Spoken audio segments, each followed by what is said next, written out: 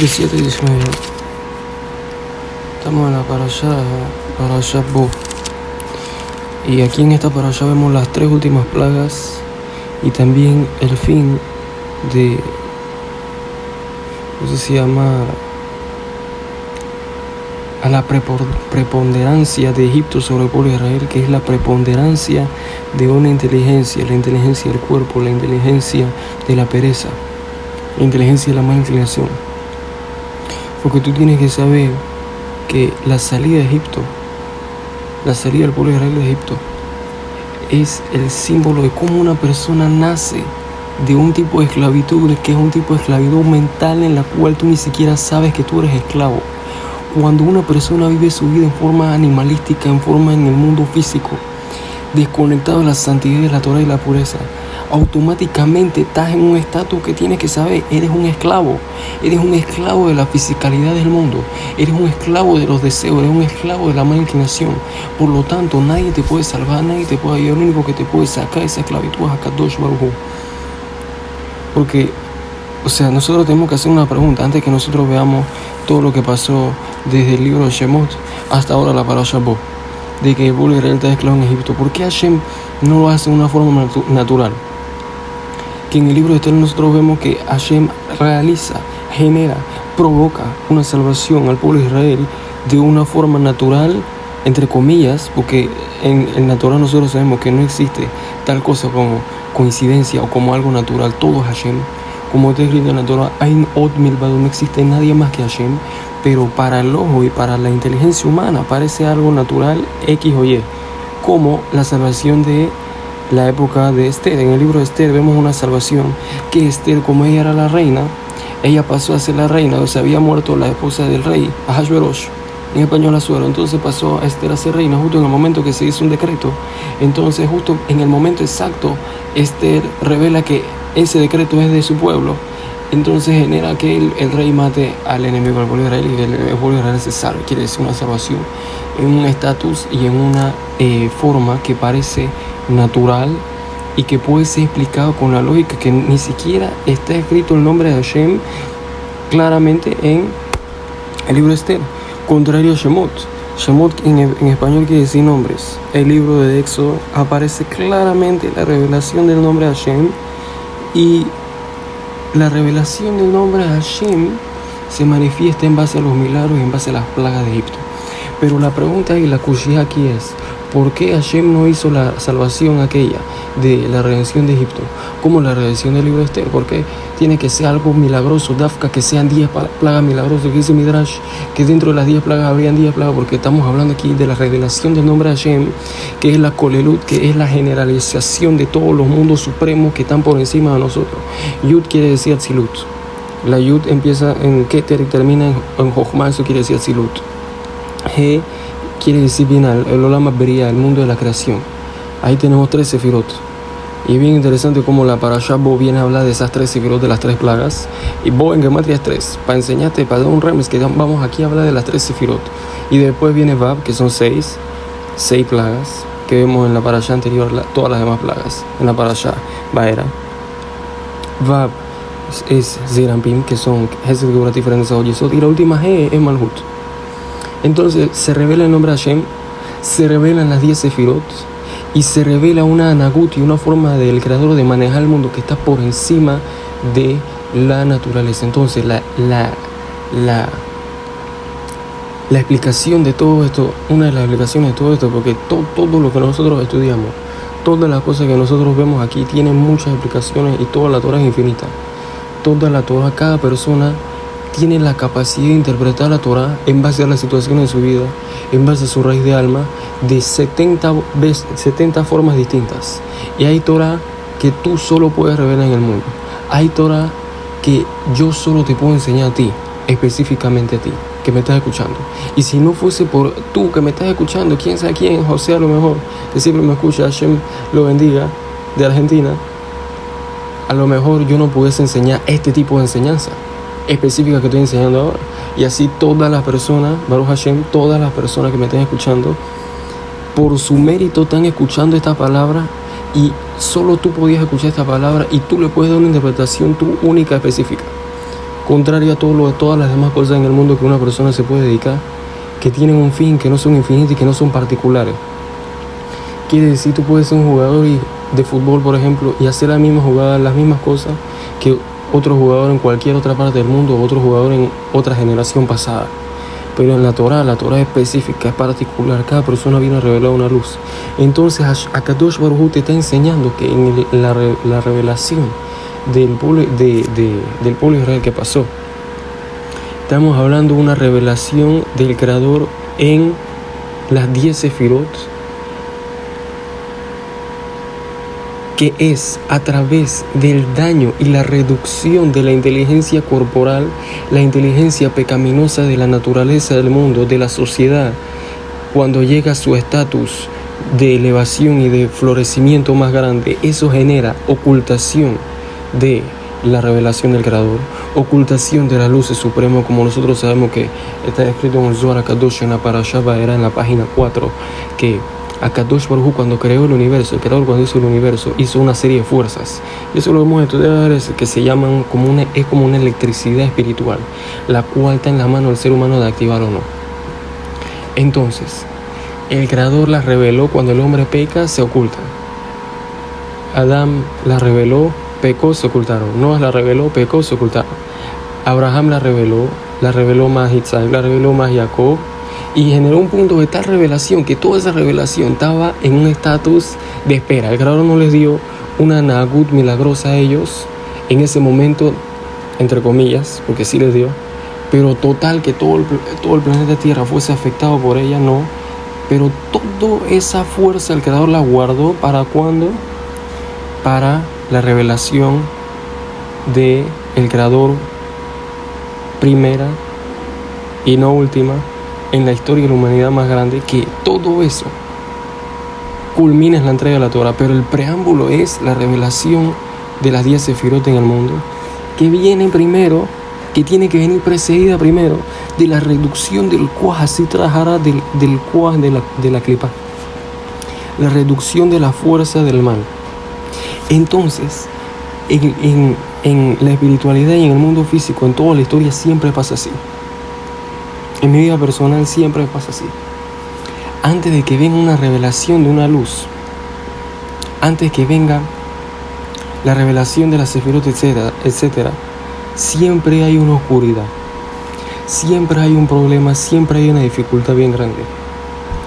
Y en el momento en el cual el hombre está en un estatus de elevación, está generando, entre comillas, electricidad en espiritual en su vida, el Creador puede guardar esa electricidad espiritual para cuando sea necesario, para cuando estés en un momento de depresión, de dificultad. Ahí el Creador la revela. Y eso fue lo que hizo el Creador en el Éxodo, en la salida del pueblo de Israel de Egipto, que el pueblo de Israel, a través de la esclavitud, no podían estar concentrados en la espiritualidad, obviamente, y empezaron a bajar su nivel espiritual y a empezar a asemejarse a los egipcios.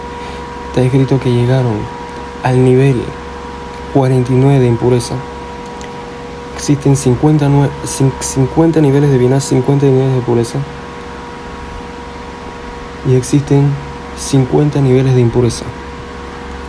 Explica el Or HaChaim HaKadosh que el nivel 50 de la impureza del pueblo de Israel en el Éxodo no llegó, pero en el futuro, en la última redención, van a llegar al nivel 50 de impureza. ¿Cuál es el nivel 50 de impureza?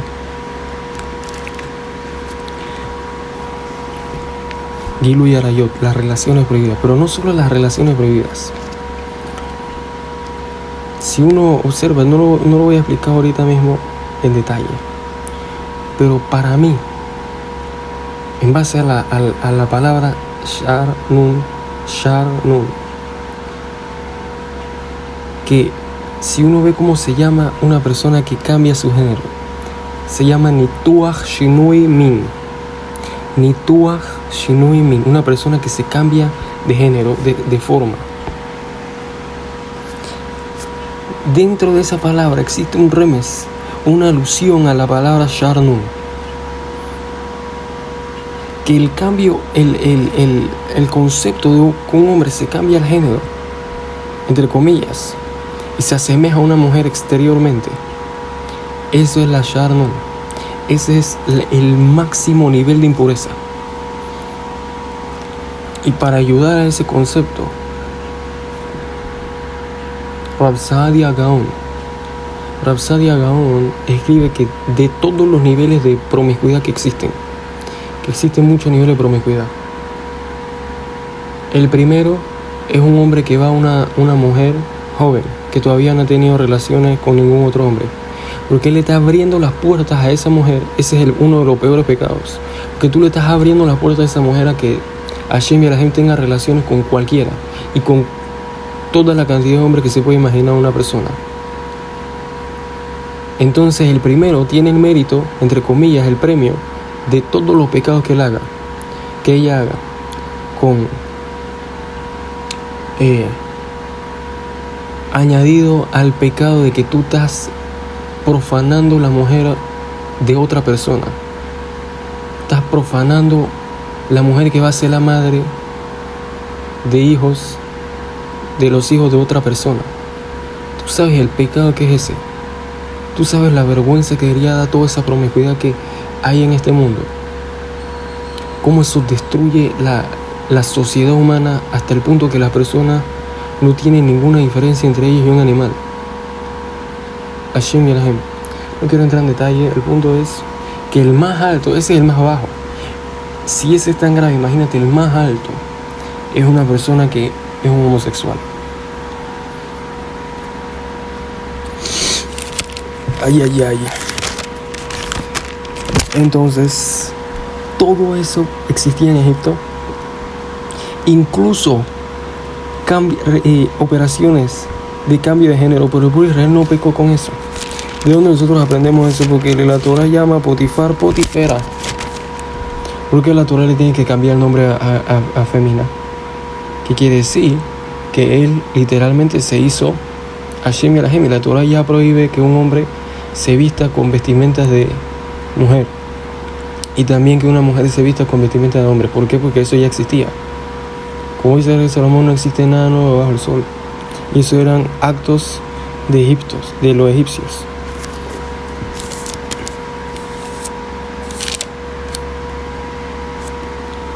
Todo eso que nosotros vemos en la sociedad, toda esa promiscuidad, toda esa falta de recato, toda esa idolatría que es una totzá, eso sale de la falta de recato y los problemas que uno tiene con la santidad, con la kedusha.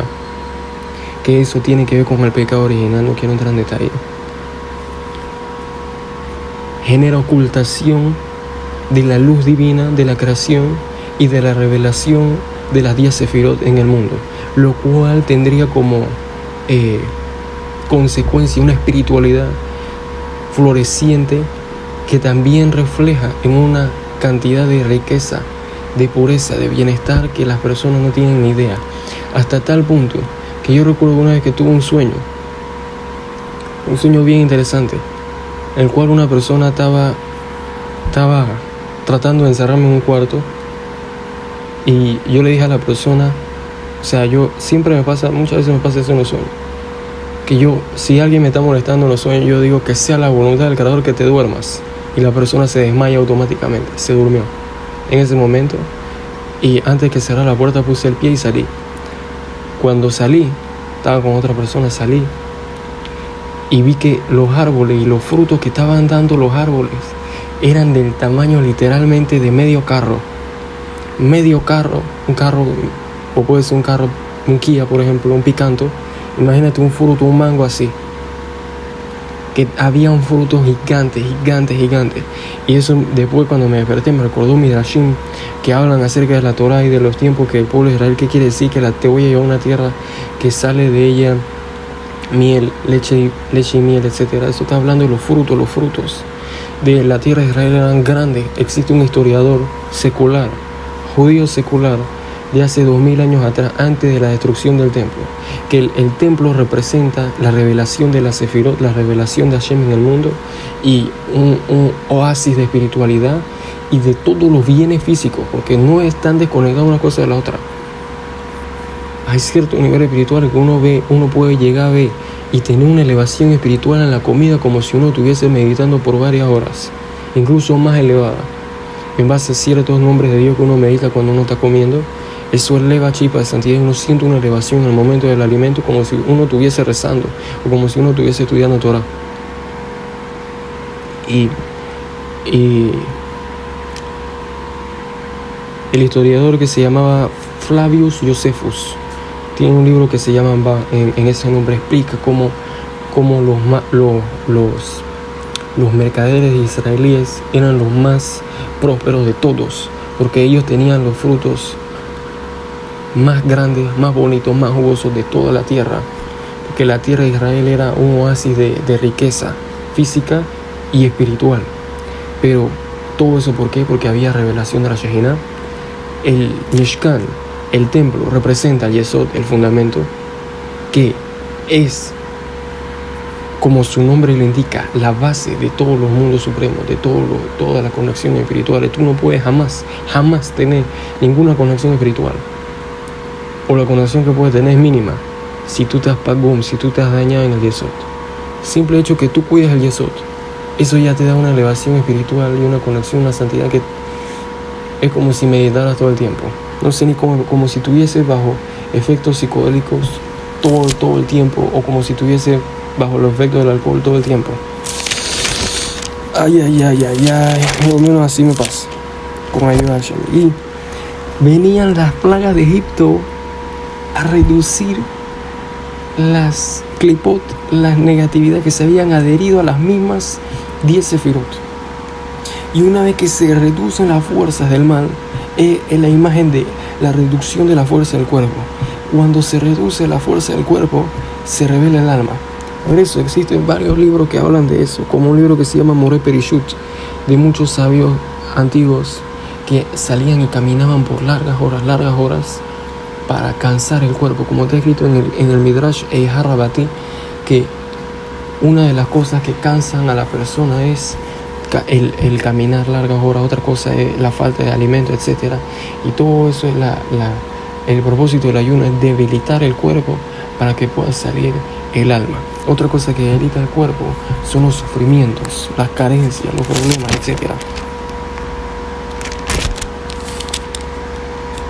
Entonces todas las plagas de Egipto venían a revelar eso, como ya eso se había hecho, uno. Y dos, que el pueblo de Israel en la época de Esther venía del Gilo y de la Shejina. Quiere decir, cuando había el templo, se destruye el templo y se van al exilio de Babel, y ahora hay ocultación de la presencia divina. El Creador tiene que generar una salvación, una ocultación de la presencia divina como castigo del pueblo de Israel, porque no hay templo. Pero como en este momento el pueblo de Israel iba en dirección a construir el templo, había una revelación de las 10 sefirot y de una electricidad que revelaron los patriarcas, y reveló Moshe Rabbeinu, que fue quien más reveló la presencia divina en su época. Por eso fue elegido por Hashem. Hashem no elige a las personas a lo loco. Hashem no elige a las personas aleatoriamente. No existe aleatoriamente. Una de las formas que tiene la fuerza del mal de manifestarse es con el concepto de la aleatoriedad. No sé si esa es la palabra. Entonces, volviendo a la parasha Bo, vienen las 3 plagas. Y las 3 plagas en Atzilut y en Beria, como escuché de un rabino que se llamaba Rabbi Yosef Nisan Shlita, que explica que las 3 plagas en la parasha Bo tienen que ver con oscuridad. Como está escrito aquí,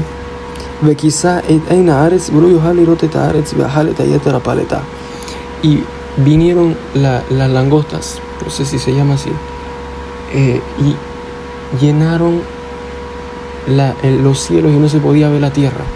Entonces de ahí uno ve que la primera plaga en la parasha Bo tiene que ver con la oscuridad.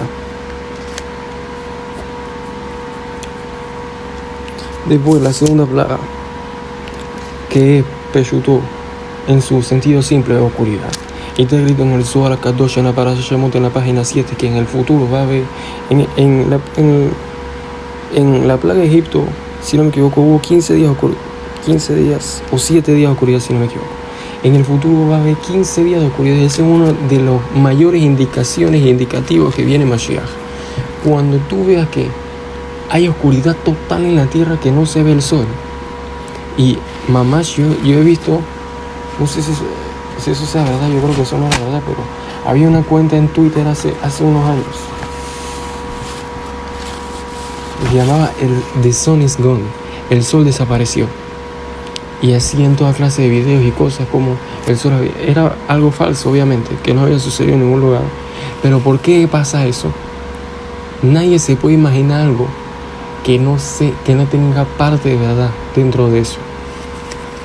Quiere decir que el Creador muchas veces, antes de que suceda una tragedia o algo, Él avisa a través de cosas como esa. Incluso en cosas que son negativas y que son tumas como películas y series. Que es bien recomendable a toda persona que se separe de toda película y de toda serie y que se ponga a estudiar todo el tiempo, porque aquí te vas a entretener más y estás siendo productivo. Todo eso es una pérdida de tiempo, es una tuma, es un pecado cada segundo. Estás viendo falta de recato ahí. Incluso si eres mujer, una mujer no tiene que ver falta de recato. Obviamente que te van a enseñar las personas que son los más bien parecidas, etcétera, que te van a generar un daño psicológico después si tú tienes un esposo o una esposa que no están bien parecidos como lo que tú viste en la serie. ¿Qué va a pasar? Vas a tener problemas bien grandes. Hashem Elahem. Y la tercera plaga, Makat Behorot, fue en medio de la noche, que tampoco se veía nada. Y eso es algo bien interesante, que te da a entender que, o sea, en la parte intelectual que tiene que ver con las tres plagas, que tiene que ver con el corazón, es veridad, que es Binah, que es la plaga de Arbe, y Jochma, que quiere decir la plaga de la oscuridad, y Makat Behorot, que fue en medio de la noche, que tiene que ver con la razón, con Keter, que, o sea, la oscuridad en el plano intelectual es la clipa, el no entender las cosas, el que tu corazón no tenga una dirección clara y no tenga un sendero. Escrito en la Shema, veja Shebotá y le va veja. Vejafta et Hashem lo que es abejole, y ama al Creador con todo tu corazón y tus sentimientos, tu misericordia y todas tus energías positivas tienen que ir en dirección y en concorde con la armonía de Akadosh Baruj Hu, del Creador de todo el universo, y con sus dictámenes. De lo contrario, es como si tú tuvieses una clipa ahí que te cubre de ver la luz divina, que es semejante, bien interesante, que viene una plaga del insecto. Está escrito en la cámara de un insecto que es la langosta. Es como un tipo de insecto, no sé si esa es la palabra correcta en español, en hebreo es harbe, que es un tipo de langostas que vienen y se comen los cultivos a veces de muchas personas. Yo recuerdo que vi una aquí, que atrás tengo un cultivo, y vi una aquí que hubo una plaga en un tiempo, etcétera. No quiero entrar en detalle. Y es interesante cómo la Gemara Masechet Berajot, página 60, dice que la mala inclinación se asemeja a una mosca que reside dentro del corazón. Quiere decir que es un tipo de insecto. Y la plaga tercera, que tiene que combinar, que tiene con el corazón, es un tipo de insecto que viene en una cantidad tal que cubre completamente el cielo y no permite ver el sol, etc. Y cubre la vista de la tierra. ¿Qué quiere decir eso? Que el cúmulo de sentimientos, el cúmulo de ideas negativas que puede tener la persona, eso le cubre en su corazón de la percepción y el entendimiento de, por ejemplo, tener agradecimiento con el Creador, ser agradecido con el Creador. Y uno de los fines y conclusiones de que una persona es agradecida con el Creador es que termina amando al Creador por todo lo que le da. Y la plaga de oscuridad está hablando de la oscuridad intelectual en la cual la persona no tiene conocimiento de la Torah. Y la plaga Makat Behorot tiene que ver con la voluntad. Que cómo se destruye la voluntad. Tiene que venir a Hashem mismo. Quiere decir, si tú tienes una voluntad, un deseo específico de hacer X o Y, si Hashem mismo no interviene y tú no haces un acto de sacrificio, Hashem y la gente, Porque en la plaga 10ª dice, Aníbelo Malach, Aníbelo Saraf. Yo voy a revelarme en esta plaga, yo y no un enviado, no un ángel y no un serafín. Y la razón de eso es por, entre comillas, la dificultad de la plaga, de que si bien todas las plagas vienen a demostrar la supremacía de Hashem sobre la naturaleza, sobre la fuerza que están por encima de la naturaleza, pero del lado de la clipa, quiere decir las mayas, etc. Y vienen también a demostrar la supremacía de Hashem en el conocimiento, por encima de todos los ángeles y todas las santidades y todas las fuerzas, entre comillas. Porque así mismo como los ¿cómo se llama? Los Artumim Misraim, los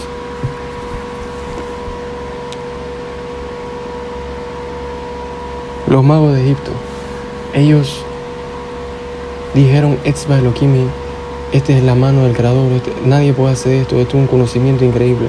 Y Paró, que era la mala inclinación mismo, también reconoce la mano del Creador. También toda la creación, a partir del Makat Bejorot, puede reconocer la grandeza del Creador, que es capaz de distinguir toda cosa que la persona hace y cada litro de simiente. Porque quiere decir la Makat Bejorot, la plaga de los primogénitos, que básicamente viene Hashem a Egipto y mata a todos los primogénitos. Toda persona que es un primogénito, Hashem se lo lleva. Imagínate que Hashem va a Estados Unidos y hace eso y avisa, y antes de eso da 9 plagas. ¿Qué va a suceder? Todo el mundo va a reconocer que existe una fuerza que es desconocida y que, o sea, Keter es lo que más puede revelar Keter representa la mayor revelación de Hashem. Es la mayor sefirá. Y vemos que el hecho de que fue la Makat Bejorot, la plaga de los primogénitos, reveló por fin el nombre de Hashem sobre toda la tierra y la capacidad del Creador que tiene de distinguir de cada simiente. ¿Qué quiere decir eso? ¿Qué genera la ocultación de Hashem más grande? ¿Qué es equivalente a la Makat Bejorot? ¿Qué es equivalente a Keter? Los deseos. ¿Qué deseos específicamente? Los deseos de promiscuidad, de relaciones prohibidas. Una persona se basa su vida en eso. Se olvida de Hashem, se olvida de la espiritualidad, se olvida de la conexión con todo lo que es positivo, y básicamente decide vivir su vida como un animal, corriendo detrás de una mujer como un conejo. El conejo siempre está detrás de la hembra. O Hashem y Hashem algo peor, corriendo detrás de Gilu y Arayot, mujeres casadas o hombres, Hashem y Hashem. ¿Y qué va a suceder a partir de ese momento? Esa persona se desconecta de toda espiritualidad y va a empezar a vivir una vida animalística en la cual toda su energía y devoción vaya a su cuerpo físico.